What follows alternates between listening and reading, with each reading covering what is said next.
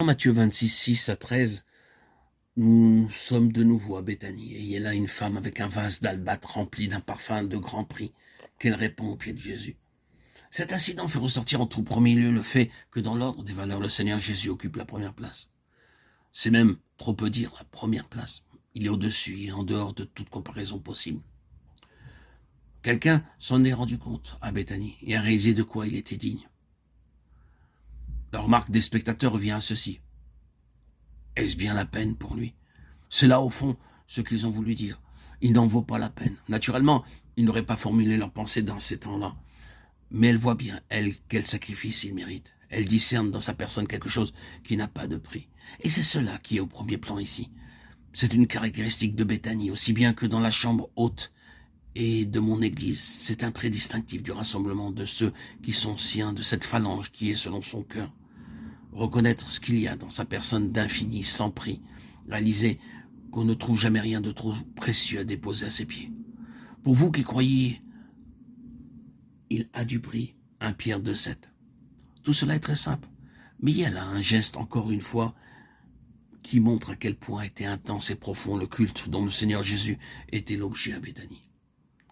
C'est un trait qui confère à ce village qu'il aimait un caractère tout spécial. C'est aussi ce qui donne au rassemblement des siens du prix à ses yeux. Là, au moins, sa vraie personnalité est reconnue.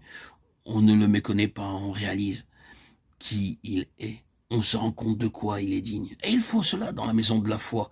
C'est une caractéristique qui doit se développer de plus en plus et nous devons nous en préoccuper. Une reconnaissance spontanée et toujours grandissante de sa valeur et de tout ce qui en lui est précieux, au-delà de toute mesure.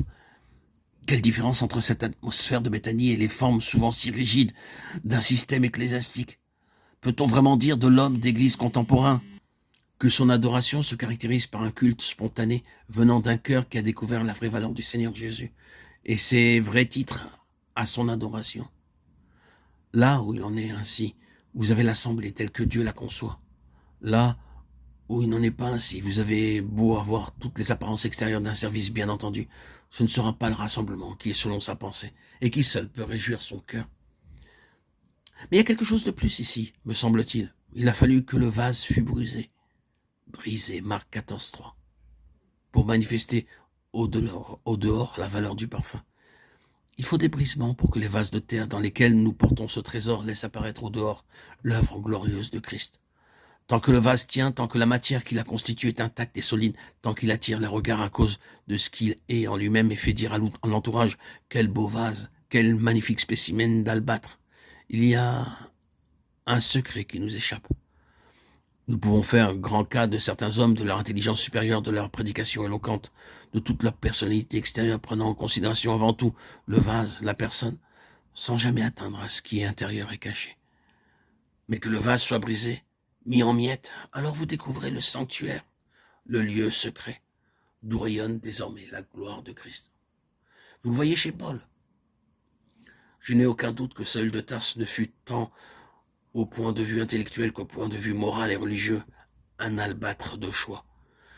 Il nous dit lui-même du reste tout ce qu'il était, tout ce dont il tirait gloire, tout ce qui forçait l'attention, et sans doute soulevait dans son entourage des murmures d'approbation. Mais un jour cet homme est brisé, et dès lors, ce n'est plus Saül, ce n'est même plus Paul, mais c'est la beauté et la gloire de Christ. La bonne odeur de Christ, le parfum de Christ s'échappe au dehors quand le vase est brisé. Il en est exactement de même dans notre expérience, bien-aimée. Dieu a permis que l'Église véritable, fût écrasée, mise en miettes, de siècle en siècle. Et il permet bien souvent que ses membres individuels soient brisés et brisés encore. Mais l'histoire n'a-t-elle pas prouvé que, soit pour l'Église, soit pour l'individu, ces coups, ces épreuves, ces brisements ont eu pour effet un épanouissement merveilleux de la gloire de Christ?